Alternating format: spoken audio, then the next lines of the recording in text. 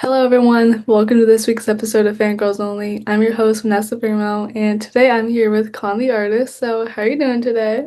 I'm good, thank you. How about yourself? I'm good. Would you like to introduce yourself to everyone watching? My name's ConthEartist. That's my artist name. My real name is Conan, and I thought it was just a clever play on the name to do like a Con the artist kind of thing.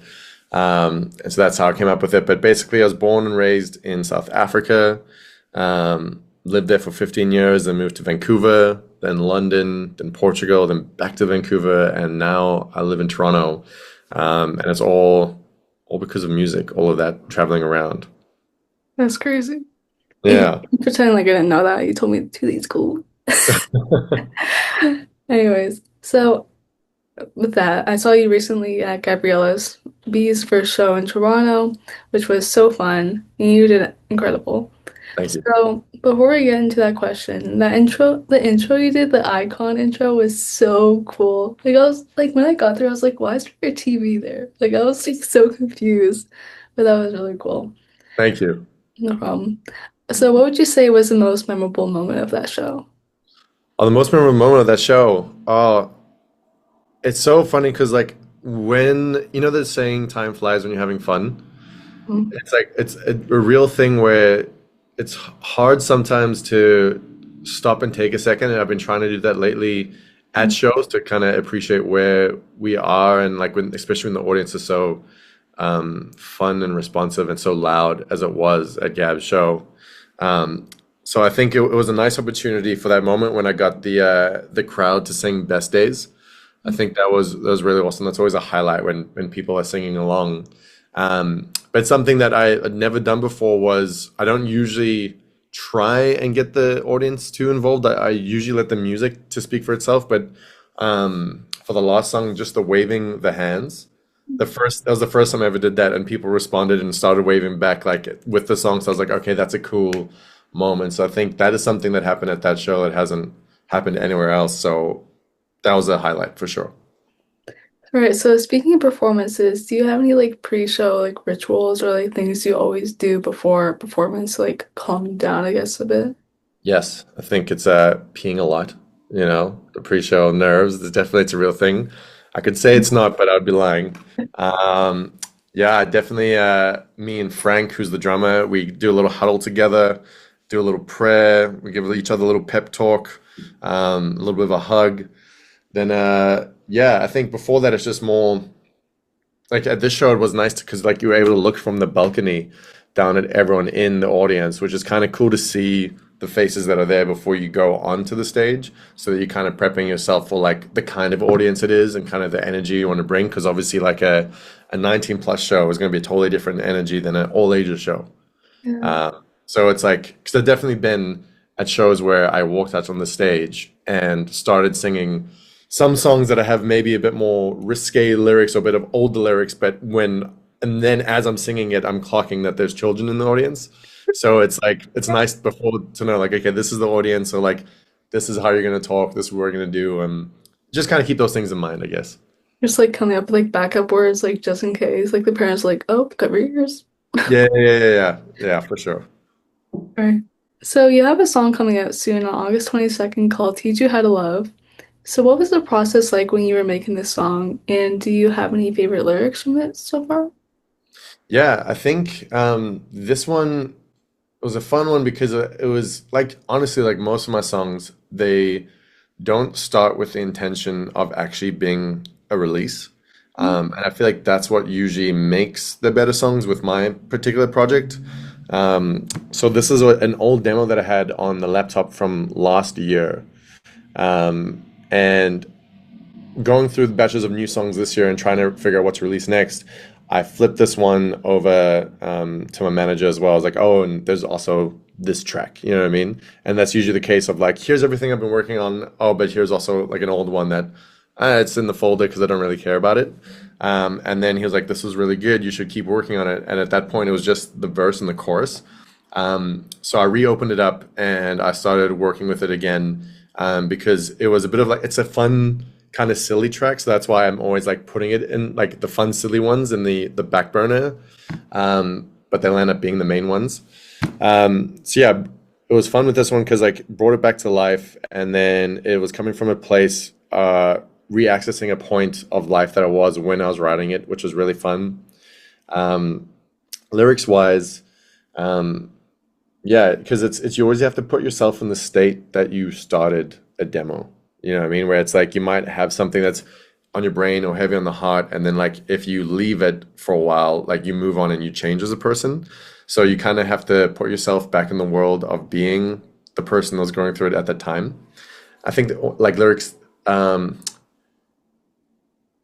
there's one line in the second verse that's basically like, "Tell me, baby, do you want to fight? Because I don't want to lose my appetite," kind of thing. Where it's more about, it's a song about basically a couple of people when they're basically they don't see eye to eye in the relationship and they have to teach each other how to love. Mm. Like, well, teach each other how they want to be loved in the relationship because it means something different for everyone. So I like the line basically of like the referencing that losing their appetite, because like you can be at dinners if you've ever had a partner where you the conversation goes awry and then it goes into something else, and then all of a sudden like no, you don't want to eat your food because you've been arguing about something. You know what I mean? Yeah. But it's done in a more fun way, less serious way. In this, I kind of rambled a lot there. Yeah. No, no worries. All right. So I remember you mentioning to me at the show that you had just moved to Toronto in the past, was it year or something? Yeah, a year and 4 months. Exactly, almost. Almost a Actually, year. today. A year and 4 months, yeah. Yeah. So do you Yeah. think Toronto has like changed your perspective on like you and your music career? Like, do you think like Toronto's gonna help you out with your career a lot? 100%. I don't mean this in any way to diss where I came from in terms of like Vancouver music scene, Mm. but there is definitely an industry out here that for the first time ever, I was like, oh, you can actually make money here and you can actually make a career out of it, and you can there's a lot of people that will help you, but there's a lot of people that will teach you in terms of other artists and people you can collaborate and learn from, where I think Vancouver wants to do that and is doing that in a lot of cool ways with different programs. But it's just more people here, so as a result there's just more network and more industry and infrastructure to tap into. Yeah, like everyone in the Toronto music scene knows each other. Yeah, I'm starting to realize that Everyone. as I, like when I'll follow someone at a show or something, I'll see they're like following five other people that I met like last week. So I'm like, oh my goodness, it's small. Everyone's connected. Yeah, You don't want to like talk badly about anyone because like you never know, they might know someone else, like that person. exactly. Yeah. All right, so I guess like going on with the performances again. Have you ever had any embarrassing moments on stage, like tripping or like dropping a mic or anything?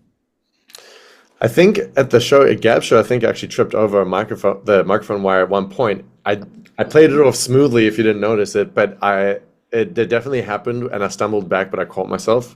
But that's not really embarrassing. It's just more keeping it going. But I think my very first show ever, which was I guess a year and a bit ago now, I was playing at the supermarket in Kensington, and that Mhm. was the first time I ever played live, and so there's still a lot of technical stuff that I was trying to figure out. And for a split second in the last song, everything cut out completely, like all the audio, all the lights, like almost the entire power to the whole stage, and you just heard the audience for a second go like, "Oh," and then it kicked back in exactly where it dropped out, and I was able to keep going, and then everyone cheered, which is great. But for that split second with all the power cut out, like a million thoughts went through my head, being like, "Oh my goodness, how can this happen? What am I gonna say?" But luckily, the power came back. So like I guess going back to teach you how wait, is it? Teach how to love. Yeah, sorry. That's all good. My English is not good today. It's All all right, good. so going back to the song, was there a moment in the studio when you realized like, oh, this is a song, this is a take, like this is it. Here we go.